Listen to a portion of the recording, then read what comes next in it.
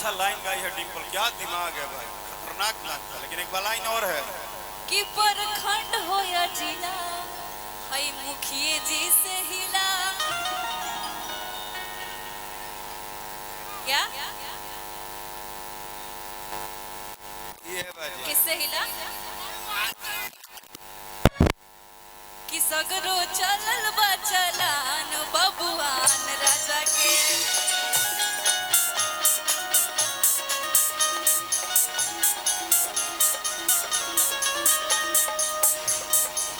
कि जैसन सोचले रहनी वैसन पियो मोर बड़ा सावर न गोर बड़ा हो। मेरे को बात सुन लो। आइए इधर विकास भैया भाई बात सुना कि एगो चोली सिवा दी मुखिया जी, कि एगो चोली सिवा दिए मुखिया जी। अरे अपना फंड से कि थर थर का बता दैया राजा हमर कहे दो फंड से।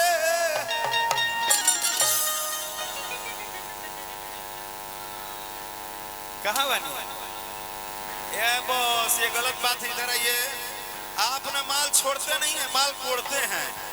माल छोड़िए, इधर आइए। कितने तेज हैं आप, मलबे नहीं छोड़ रहे हैं। अगर रौरा दुआरी पाके के 5 लाख नाल के तो का लेके गई का कोई काजी कि थर थर का बेला दहिया ये राजा रात भर ठंड से। एगो और मुखिया आइल बा हमने के यहाँ, इहो बड़का गांव के मुखिया हवे। भौजाई हमार मुखिया है, आ भाई हमार मुखिया है। भौजाई हमार मुखिया है, भाइयों हमार मुखिया। इनका के मानी राजा लीची कहाँ बटवाए थे? अच्छा हाँ, एक बात के लिए हम चाहते हैं कि मजाक मस्ती सब अलग है। आज नाती के भैया के नाती के ना नाती के मोबाइल मिल जाए, बहुत मस्ती भइल। और सच कहतनी इंडिया में कतनो कार्यक्रम होई हतना आनंद कहीं ना आई। लेकिन विकास भैया खातिर एक बात के लिए ताली बजाइएगा। सुनिए सारे कलाकार को यह कह के बताए हैं कि हमारे बच्चे का अपना फंक्शन है। ताली बजाइए। हाँ कि हई पुलिस अपार शासन अजवार का करी बाबा हमर मुखिया रंगदार का सरकार का करी।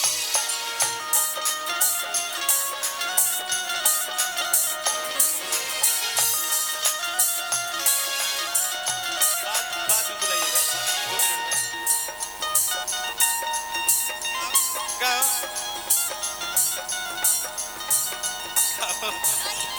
मैं भूल जा रही भाई। दुनिया ना उससे बात नहीं होगा, बात अभी एक होगा।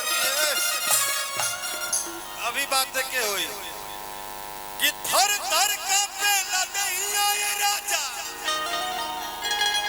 हमर का दो ठंड से। कि एगो चोली सिवा दिए मुखिया जी, कि एगो चोली सिवा दिए मुखिया जी। रुको भाई, सबको यहाँ लग रहा है कि ये गलत लाइन है। गलत लाइन नहीं है। चोली पूरी दुनिया गाती है, हिंदी में भी गाया गया है, माँ बहन भी बैठी हैं। ये कपड़े का शब्द है, जैसे आपका है वैसे हमारा है, जैसे सबका है। लेकिन इसमें बात है क्या कि एगो चोली सिवा दिए मुखिया जी अपना पर्सनल फंड से।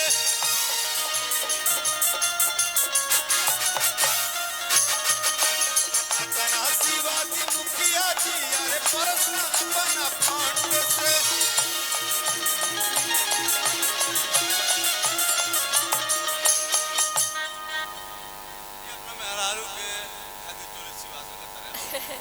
सुनिए, मैंने बहुत अच्छा लाइन याद किया था, आप मेरा साथ नहीं दे रहे। सॉरी बोलिए। कि हई पुलिस अपर शासन हई जवार का करी हमारे राजा रंगदार जवार का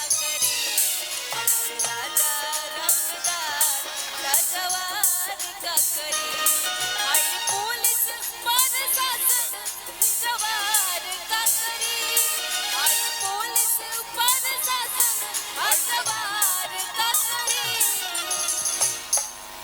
अच्छा डिम्पल, तुम्हारे लाइन को हम स्वागत करते हैं और सच में तुम बहुत अच्छी सिंगर तो हो ही, हीरोइन के साथ बहुत अच्छी गायिका भी हो। मैं जितना गंदा गाई हूँ ना ये सब तुम बहुत अच्छी गाती हो, सबको नहीं पता, हम बता रहे, मेरे साथ एल्बम गाई हो तुम होली में, बहुत अच्छी सिंगर हो। लेकिन इसी लाइन पे मेरा लाइन सुनो। अब मेरा लाइन एक सुनिएगा आप लोग, सुनिएगा। हाय सुनिए साहब, हाय सुनिए।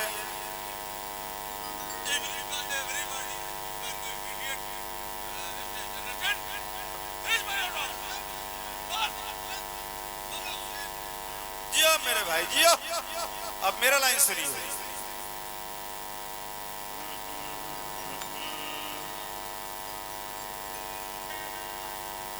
कि जब आइल बाड़ू सिवान में, कि जब आइल बाड़ू सिवान में, तो सरकार का करी। कि जब आइल बाड़ू सिवान में, सरकार का करी।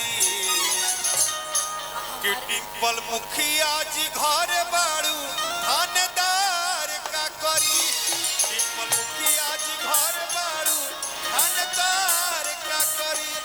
डिम्पल मुखिया जी घर बाड़ू थानेदार का करी।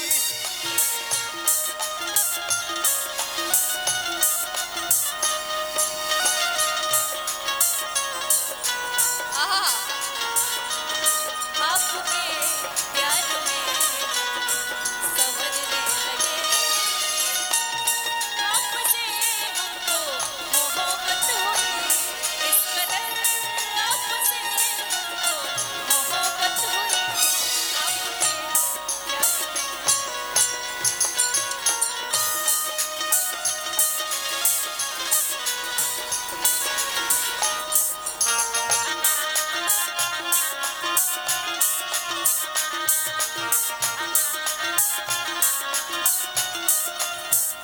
आज पहले तो ओसामा जी जिनका बहुत रिस्पेक्ट है सिवान में और बहुत प्यार है, और उनके परिवार से, भैया के परिवार का बहुत गहरा नाता है, तो उनके जो परिवार के सभी लोग के लिए मैं तो यही बोलूँगा कि पूरे परिवार के लिए ताली बजा के आप लोग अभिनंदन करिए, क्योंकि इस परिवार से बहुत प्यारा नाता है और वो लोग बहुत ज़्यादा प्यार करते हैं हर किसी को, हर भैया को, सबको। तो मेरा थोड़ा वो रहा कि मैं नहीं मिल पाया। हाँ ठीक बा, कोनो बात ना, लेकिन हम एक बार मिलब रुआ, हमरा के मिलवाई। राकेश जी हाँ। एक सेकंड, एक डांस दिखाएं। शिल्पी जरा इधर शिल्पी जरा आओ। इधर आओ। आओ तुम आओ, फुट्टो का लहंगा पहन के बुढ़िया बन एक पड़े है ना। सेकंड, हम लोग का देखेगा, आप भी करिए कॉपियां। चले लो डहरिया, तुम उधर से आना, मैं इधर से आऊंगी। डन डन। आप भी आएंगे, बीच में खराब नहीं करेंगे। कि चले लो डहरिया और तना दे बिच नैया हिलो रुमारे। अब बताओ ना क्या करी जाए, झुकल बढ़ाने तरीक लेते हैं। चलिए ये देखिए, डांस देखिए, शिल्पी करेगी। जी दिखाइए ना। कि चले लुटा हरिया तना दे बिच नैया हिलोर मारे।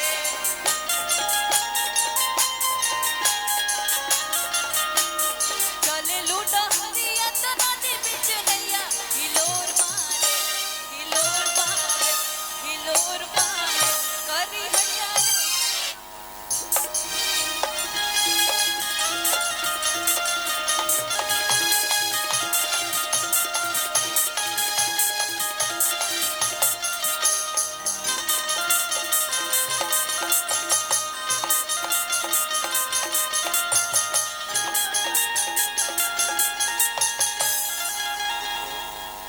डिम्पल डांस कैली है, सेल्फियो कैली है, दुना भी कैली है। अभी देखला लो तो गमछी दे भाई, वही गमछी दे दे। तू दुनिया ने कैलू है नु। हमने कहीं नहीं है ना, तू बिगड़ला, समझ ला। हाँ अच्छा हम बिगड़नी है। आप ये इंटरेस्ट नहीं दिखा रहे थे, हम तो इनका साथ दे ही रहे थे। अरे तो ऐसे थोड़े इंटरेस्ट दिखाई, हमारो सिवाने में खेला बा, हम ऐसे थोड़े इंटरेस्ट दिखाई। जब तो समझ में नहीं आएगा कि पान में काथा चूना कितना है, तो ऐसे ही थोड़े पान खाएंगे। अरे महाराज गोहमन गोहमल होला, धामिन धामिन होले, नागिन नागिन होले। अब आइए दिखाते हैं इंटरेस्ट। आपका ये गाना सेम गाना के गाँव में सुनी ना, वो सब छोड़ी। ए शिल्पी और डिम्पल, सॉरी यार एक काम है, गोरी हैया ए गोरी, ये सेम गाना तुम गाओगी, हम गाएंगे भी नहीं। हाँ ठीक है, चलिए हम खाली डांस करेंगे तुम लोग। ओके चलो आओ। कि चले लूटा हरिया नदी बिच नैया हिलोर मारे, चले लूटा हिलोर मारे करी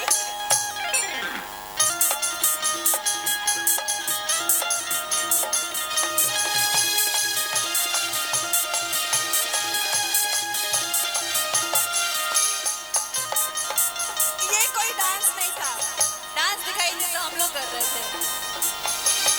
आइए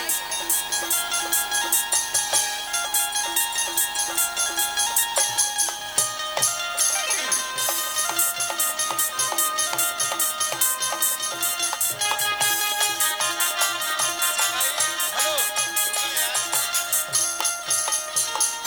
गोपाल राय जी का कोई आप लोग वीडियो, बजाते रहिए, मैं घर में गोपाल राय जी का कोई वीडियो जाके देख ले।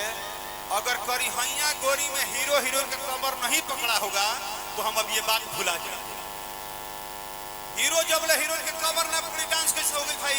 ले आइला गवनाया वही और छोटवा खेलवना सैया लइका बानी,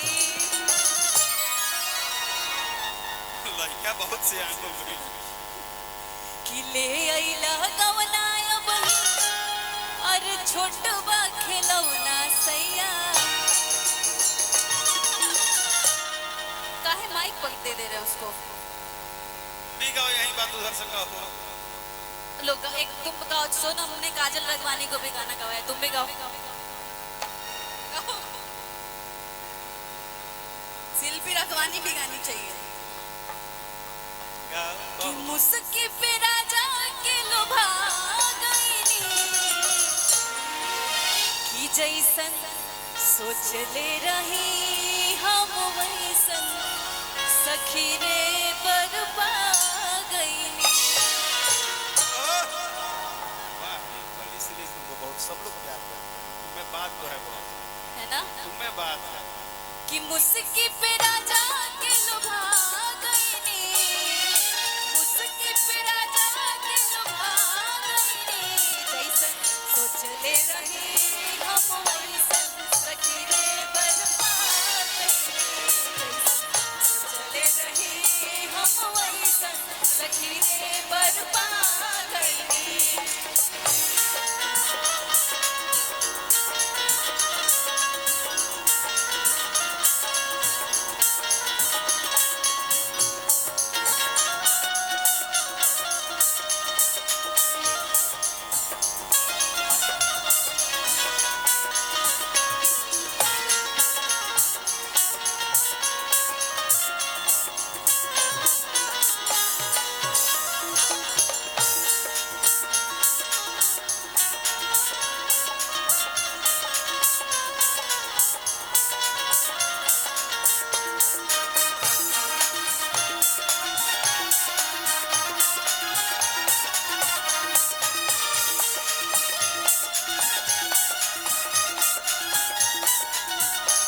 मोस्ट इम्पोर्टेंट लाइन कि कोती हनी जादू रवा, अरे ऐसन बनम जी आप प्रीतिया के रंग में रंगाइल बाटे मान जी। एक सेकंड गाओ कि कोती हनी जादू रवा ऐसन सजन जी, कि कोती हनी जादू रवा ऐसन सजन जी, प्रीतिया के रंग में रंगाइल बाटे मान जी।